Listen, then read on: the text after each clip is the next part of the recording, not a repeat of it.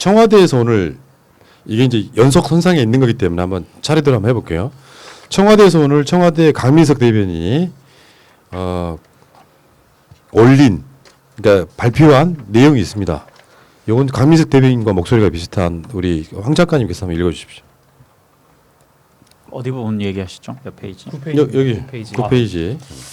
네, 제가 대통령 시상을 전해드리겠습니다. 문재인 대통령은 윤석열 검찰총장에 대한 법무부 징계위원회 운영과 관련해 절차적 정당성과 공정성이 매우 중요하다고 강조했습니다. 천천히요. 문 대통령은 사안의 중대성에 비추어 징계위원회는 더더욱 절차적 정당성과 공정성을 담보해야 한다고 했습니다. 문 대통령은 신임 이용구 법무차관에게 징계위원회 위원장 직무대리를 맡기지 않도록 하는 것도 정당성과 공정성을 확보하는 방안이 될 것이라고 말했습니다. 현재 징계위가 어떤 결론을 미리 내려놓은 것처럼 예단하는 보도가 나오고 있는데 예단하지 말고 차분히 지켜봐 주시기를 당부드리겠습니다. 청와대는 이미 윤 총장 징계에 대한 문 대통령의 입장을 묻는 질문에 대통령께서 징계 절차에 가이드라인을 줄 수 없다는 입장을 밝혔습니다. 징계위가 열린 동안 가이드라인은 없다는 입장은 유지될 것입니다. 이상입니다. 그러니까 어제도 그런 비슷한 메시지가 나왔습니다. 이 징계상의 공정함, 절차가 중요하다 이렇게 메시지가 나오면서 이 메시지가 나오고 얼마 안 있다가 법무부에서 윤석열 징계일을 10일로 연기하겠다. 그러면서 이제 윤석열 쪽에서는요 오늘 또 징계일을 연기해달라 계속 요구를 했었거든요. 징계일 그러니까 형사법적으로 5일 정도는 시간을 줘야 된다라고 하는 그 논리를 만들었어요 지금. 이제 그게 뭐 정확하게 뭔가 규정이 있는 건 아닌 것 같아요. 그러니까 형사법을 가져와 가지고 5일 정도는 시간을 줘야 방어권 장악이 성립한다 그래서 지금 4일 날로 연기했던 것이 충분하지 않고 나중에 징계가 만약에 이루어지면 4일 날 이루어지면 그 절차적인 문제를 갖고 또 윤석열 쪽에서 대응을 할 것이기 때문에 그래?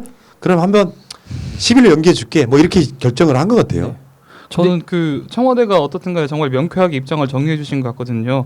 절차적 정당성과 공정성을 담보하겠다 해야 되고 하지만 가이드라인, 징계의 내부적인 거에 대한 가이드라인을 제시하지 않겠다라고 말씀하신 것 같고 그다음에 징계위를 10일로 연기한 것은 검찰 징계법을 보니까 형사소송법을 준용하게 돼 있더라고요. 그래서 첫 공판기일 전에 소환장을 받으면 5일 이후에 공판기를 열게 돼 있는데 아마 그래서 이 친구들도 재지정할 때는 어떻게 해야 된다는 말은 없으니까 재지정할 때도 다시 5일 정도는 줘야 되는 거 아니냐 이 논리를 편 것 같고요. 그런데 이제 절차적 정당성이나 공정성 담보를 위해서 10일로 연기한 것 같습니다.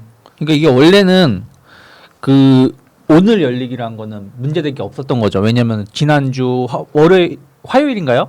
그걸 발표를 했 26일 날 도착했다고 돼 있더라고요. 그러니까 한 8일 정도 5일 네. 이상의 시간을 줬기 때문에 상관없는데 네. 그 차관이 바뀌면서 이제 날짜가 4일로 바꾸는 거에 대해서는 그 시간을 더 달라고 한 건데 그렇죠. 어떤 예를 들어서 우리가 기소라고 친다라면 기소 내용이 바뀐 것도 아니고 그냥 아무것도 아닌 상황에서 재판 일정만 바뀌는 건데 그것이 뭐 처음하고 달라졌으니까 변론의 기회를 더 줘야 된다는 것도 말이 안 되는데 이거 자체도 말이 안 되는 걸 요구한 것을 받아준 것도 말씀하신 것처럼 어쨌든 청와대는 불미스러운 일을 만들지 않겠다. 자기들은 중립적인 시각에서 뭐든지 판단하겠다라는 것을 의지를 보여준 것이 아닌가 생각을 좀 하고 있고요. 어찌됐든 계속해서 여러 언론 이런 기레기들은 계속해서 지금 제목 장사질 그리고 윤석열한테 유리하게끔 글을 계속 쓰고 있다 보니까 계속 좀 부담이 될 수밖에 없지 않나 생각하고 있습니다. 지금 그 어제 나왔던 청와대 쪽에서 이야기예요. 문 대통령의 관심은 징계 수위가 아니라 그렇죠. 공정한 징계의 진행에 있다. 소명 기회든 시간이든 필요하면 징계위가 다 수행할 것이다. 네. 이렇게 이야기를 해서 아마 대략적으로 그 징계위원회 열리는 날짜가 연기된 것은 어느 정도 이렇게 예상이 될 만한 측면이 분명히 있었거든요. 예. 그래서 이제 보면은 하루 만에 법무부 차관이 임명되니까 이거 뭐 가이드라인을 정해놓고 하는 거 아니냐 이렇게 뭐 의구심을 제기하는 사람들이 있는데 그런 게 아니라 법과 제도의 절차대로 운영하는 것이다. 그리고 우리는 공정성과 정당성을 확보하면서 나가는 것이 바람직한 것이지 징계 수위 가지고 청와대는 개입할 일도 아니고 대통령도 거기에 개입하지 않겠다 이런 얘기를 분명히 하고 예. 있는 것 같습니다. 오늘 청와대 입장에서는 그 이야기가 나오죠. 가이드라인. 네. 대통령께서 징계 절차에 가이드라인을 줄 수 없다. 이런 입장을 밝혔다 이렇게 이야기하고 있지 않습니까? 그러니까 요거는 이런 표현들 말하자면은 여권 내부에 흐름이 있다 뭐 이런 표현은 아마 기성 언론의 입장인 것 같고요. 제가 봤을 때는 청와대 입장에서는 윤석열한테 어떤 빌미도 주지 않겠다라는, 왜냐하면 윤석열은 지금 추미애 장관이 문제가 아니고 사실 문재인 대통령한테 지금 바로 그렇죠. 화살이 향하는 입장이기 때문에 윤석열한테 또는 야당이나 언론들한테 어떤 식으로도 빌미 줄 생각 없어. 우리는 공정한 징계위원회의 진행이 중요하다고 생각하나, 이건 굉장히 중요하게 잘 이야기하는 것 같고. 청와대 발표의 핵심은 이겁니다. 그러니까 그 나중에 징계안이 나온 것의 결과에 관계없이 나중에 윤석열 쪽에서 절차상의 문제를 제기하면서 쟁점화 삼을 수 있거든요. 그쵸. 그러면은 거기서 나온 그 나중에 결정사항 자체는 뒤로 묻히게 되는 겁니다. 그 중요성도 그렇고, 왜냐면 그 형사소송법을 준용하게 되기 때문에 그 절차의 중요성, 절차를 오게 되면 그 나중에 결정 자체가 문제시되는 거잖아요. 그렇죠. 그 소송감이 되는 것이고. 그렇죠. 그래서 청와대에서 올바르게 지금 입장 정리를 했고, 거기에 맞춰서 추미애 장관이 저는 그럼 충분한 시간을 주겠다. 아까 그 춘변 말씀하신 대로 5일 이상의 기간을 줘야 되고, 그러면은 7일 정도 주는 게 저는 지금 7일 연기됐다고 아주 뭐 게시판이 뜨거운데 추미애 장관 결정을 믿으면 됩니다. 지금 여기에 대해서 너무 뭐 왜 7일 했냐, 뭐 당장 해야 된다, 근데 저는 합리적 판단을 추미애 장관이 했다고 일단 믿는 게 좋다고 생각합니다. 일단은 그러니까 징계위원이 누군지 알려달라는 지금 알려주고 있지 않다고 하고요. 감찰 관련한 결과물 요거는 줬다고 해요. 방어권 차원에서. 그러니까 최대한 빌미를 주지 않으려고 엄청 노력하는 것 같은데, 이제 이런 측면이 있죠. 자다 일어나서 방송하러 나오는 사람이 이런 게 있거든요. 좀 좋은 이슈가 있었으면 좋겠다. 그럼 방송 빨리 하고 싶어요. 그래, 야, 하루만 좀 더 방송을 좀 힘들게 하자. 왜냐하면 많은 국민들의 요구가 있잖아요. 근데 오후에 징계 10일로 연기하면 사실 우리도 맥이 빠지는 건 사실이 빨리 결과를 보고 싶은데. 기대했었는데. 네. 그러니까 속마음 그런 거 아니에요. 여러분들 제 말이 맞다고 생각하시면 1번 줘주세요. 어떻게 다음 주 목요일까지 또 기다리냐. 목요일 맞나요? 맞죠? 다음 주 목요일. 그러니까 딱 다음 주 우리 이 시간에 징계 결과가 나올 수도 있고 안 나올 수도 있는데 일주일 어떻게 더 기다려? 요 이야기를 하시는 분들이 꽤 있을 거예요. 그 감정 안다는 거죠, 우리도. 똑같으니까 입장은. 그렇죠.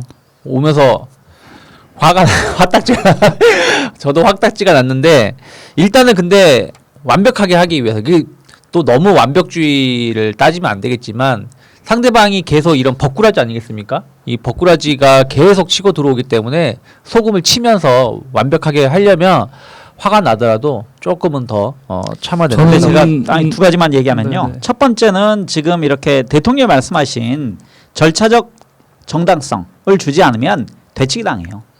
그리고 두 번째는 저는 검찰에 대한 싸움이 물론 지금 너무 열받고 화가 납니다.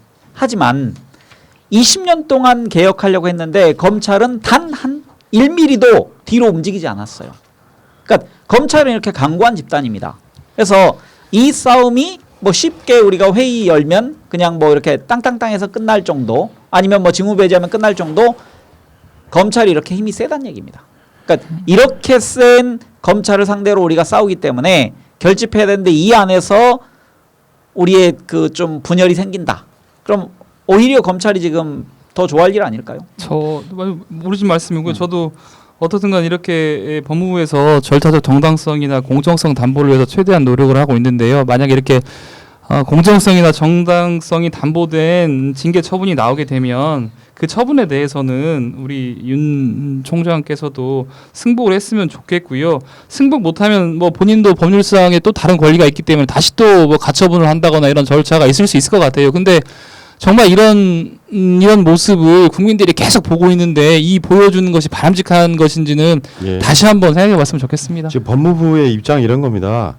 검찰총장의 징계의 심의와 관련하여 절차적 권리와 충분한 방어권을 보장하기 위해 기일 제지적 요청을 받아들인다. 네. 위원들의 일정을 반영하여 12월 10일 목요일로 심의 기일을 연기하도록 했다 이건데, 이런 거 있잖아요. 막 밤이 깊어지면 확실히 이 흐름은 뭐냐면 해임으로 갈 것 같다는 그 흐름이잖아요. 최대한 해임 결과를 4일날 내나 10일날 내나 결론적으로 해임은 똑같은데 최대한 이 사람이 행정 절차로 들어갔을 때는 빌미를 주지 않겠다라는 게 의도가 보이고요. 네. 지금 검사 징계위원회 구성 관련해서 검찰 내부위원 그러니까 요거는 4명인데요. 법무부 장관, 차관, 장관이 지명하는 검사 2명입니다. 근데 그 검사 2명은 지금 서로 안 하려고 한다고 해요. 그리고 장관이 위촉한 변호사, 법학 교수 그리고 학식과 경험이 풍부한 인사, 일테면 황 작가 같은 여러분들이 푸나임 생각했었는데. 들어가는데 예를 들면 검사들 입장에서는 윤석열 징계하는 데 있어서 일단 징계위원회에 들어가기도 힘들 뿐더러 들어가서 어떻게 되느냐 그러면 이게 규정을 보니까 일단 총 7명이잖아요. 그중에 장관은 못 들어가. 본인이 지금 그걸 징계를 청구한 사람이기 때문에 그럼 나머지 6명이란 말이에요.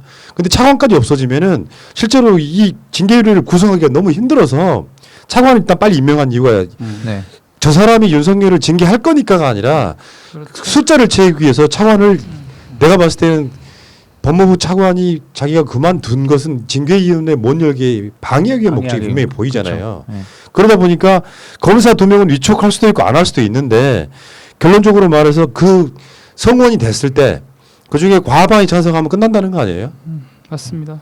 뭐 검사 2명 임정 들어오고 또 들어오면 되지 않을까 생각하고 있고, 그러니까 뭐 같은 얘기 또 반복하는 건데 어찌됐든 윤 총장 쪽은 계속해서 발악을 하는 것 같아요. 어떻게 해서든 이걸 막기 위해서 소송 기각 여부 결정했고 그 기각 신청을 했고 그리고 그게 받아들여지자 또 발악을 하는 게 고차관을 내보내는 것이죠. 그러니까 저는 내보냈다 생각이 들어요. 고차관이 뭐 본인이 굳이 악역을 하기 싫어서 회피했을 수도 있겠지만 윤 총장이 나 가면 너 가만히 안 놔둬. 너 배신자 막 이런 식으로 보호 차원에서 네, 이렇게 하면서 나 다시 간다. 뭐 그런 얘기 하잖아요. 사람 약간 자천당하는 사람들이 그러면서 나 얼굴도 어떻게 보일까 그런 식으로 계속 하니까 고차관도 버티다 그냥 아휴 나도 이렇게 버틸 만큼 버텼다 하고 나간 것이 아닌가 그만둔 것이 아닌가 생각하고 있고 그리고 또 이번에 5월 이상 시간을 달라. 하니까 하고 또 이번에 징계위원 참여위원 공개해달라고 하는데 이것까지는 이제 안 먹힌 건데 화가 나지만 또 반대로 추 장관 쪽 그러니까 법무부 쪽에서는 어느 정도 예상한 것이 아닌가. 그래 받아줄게 어차피 너 해임이야. 해임이야. 어차피 너 해임이니까 받아줄게 결론은 해임 이렇게 갈 거라 생각하고 있기 때문에 어떻게 보면 이런 것도 좀 즐기는 것도 저는 분명히 결론이 나왔을 때 해임 등의 결론이 나왔을 때 절차적으로 문제 있다. 나 방어권 충분히 보장 못 받았다. 분명히 그게 가장 핵심 요소가 될 거예요. 나머지 그 윤석열을 징계하려고 했던 여러 가지 내용들은 법원에서 분명히 저는 받아들여질 거라고 봐요. 총장으로 자격이 일단 없다 이런 관점에서 보면은 유일하게 지금 법무부 등에서 분석하는 건 절차적 문제가 굉장히 중요한 요소로 작동할 가능성이 높아서 일단 네 하고 싶은 대로 다 해봐. 그래서 연기를 한번 해주는 게 아닐까라고 분석해보는 게 정확하겠죠. 그러니까 나중에 문제될 소지가 있는 것, 법률적으로 뭐 쟁송의 소지가 있는 부분은 피해가는 현명한 선택을 했다고 생각하고요. 네. 그다음에 검사 2명이 지금 그 장관이 지정하게 돼 있는데 가장 유력하게 떠오르는 사람이 심재철 검찰국장하고 그다음에 신성식 반부패 부장입니다. 네. 그러니까 이번 그 추미애 장관이 들어와서 임명했던 아마 그분들도 조직 내에서 검사 신분에 있기 때문에 아마 이게 그 달갑진 않을 겁니다. 왜냐면 그 안에 뭐 회의 그 징계위원회 결과가 나중에 외부로 나올 거기 때문에 그래서 지금 외부 인사 3명은 정했다고 합니다. 변호사 2명하고 뭐 교수 1명인가 이렇게 정해졌고 예비로 1명을 두게 돼 있기 때문에 추가적으로 1명을 임명할 수도 있습니다. 그러니까 그거는 스페어로 1명을 더 임명해야 된다. 그래서 지금 임명된 이용구 그 차관께서 이거 뭐 위원장을 하지 않더라도 그 안에서 아마 그럼 검사 2분이 하는 것보다는 민간 영역에서 간 분들이 아마 해서 그 우리도 정당성 있게 하면 됩니다. 맞습니다. 검사 2분 참여 안 하더라도 그래서 절차대로 하면 해줬기 때문에 우리도 한 것에 대해서 오히려 명분을 더 획득할 수 있다. 그래서 긍정적으로 보시면 됩니다. 저는 이 검사징계위원회 이 위원장이 법무부 장관이길래 이 부분 살짝 좀 놀랐었거든요. 보통 기관에서 보면 징계위원회 위원장이 기관의 장이 아닌 걸로 알고 있는데 기관의 장이 장관이라는 것도 살짝 놀랐었고 그래서 야 이렇게 돼 있으니까 검사들이 자기가 대단한 사람이라고 상당히 착각할 수도 있겠구나. 나를 징계하려면 최소한 징계위원회 위원장은 장관 정도 돼야 돼. 이런 생각을 할 수 있겠다는 생각이 들었고 그다음에 징계위원 관련해서도 검사가 2명 들어가고 차관도 들어가고 이러는데 어떻게 보면 어떻든 간에 뭐 구조 자체를 검사징계위원회에 법무부 장관이 검사의 징계를 청구하고 위원장을 뭐 예를 들면 민간이 맡아서 해도 나쁘지 않겠다 이런 생각이 좀 들더라고요. 네, 그렇습니다. 그러니까 그게 오히려 나을 수 있습니다. 예. 외부에서 보기에는. 예, 그러니까요. 그리고 지금 정말로 검사 하나 징계하는데 물론 지금 검사총장인가 그러는데 검사 하나 징계하는데 징계위원회 위원장이 장관이 되어야 된다? 제가 볼 때는 썩 바람직한 것 같지는 않거든요. 근데 왜냐하면 그게 네. 그 검사를 임용하고 나면 그 이렇게 징계하는 게 굉장히 까다롭게 돼 있어요. 그러니까요. 그러니까 검사 징계 요소가 그렇게 그러니까 한 번 임용되면 이렇게 까다로운 게 검사입니다. 그리고 7년마다 나중에 뭐 적격 심사를 받긴 하지만 그 금고 이상의 형을 받아야 파면할 수 있고 이렇게 징계하는데도 대단히 절차를 거쳐야 되는 그래서 검사 그만큼 센 겁니다. 그러니까요. 그럼 힘을 뺀다는 차원에서도 징계위원회 같은 경우도 좀 위원장을 낮추는 것도 나쁘지 않을 것 같습니다. 예. 그거 차후의 이야기고 이제 예. 그 어떤 상황에 닥쳐가지고 뭔가 규정을 바꾸는 거 꼭 논란의 요소가 분명히 그렇죠. 있는데 네. 이번에 윤석열 사태를 겪으면서 뭔가 법과 제도를 정비해야 될 부분이 분명히 생기는 것 같아요. 그러니까 저쪽에서는 끊임없이 그럴 거예요.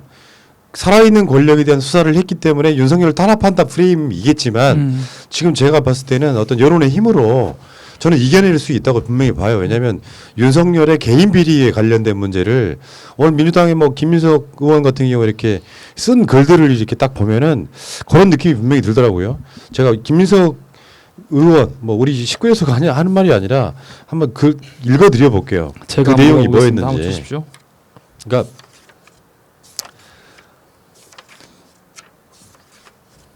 짧아요. 그 김민석 의원 페북을 한번 보면 이렇게 되어 있습니다. 2020년 대한민국 평검사에 반문한다. 노무현을 향했던 잣대의 엄격함으로 조국을 털었던 현미경의 꼼꼼함으로 추미애에게 느꼈던 분노의 정의감으로 바라본 검찰수장의 검찰권 행사는 얼마나 중립적이며 가족관리는 얼마나 샘물 같으며 헌법소는 얼마나 양심적인가.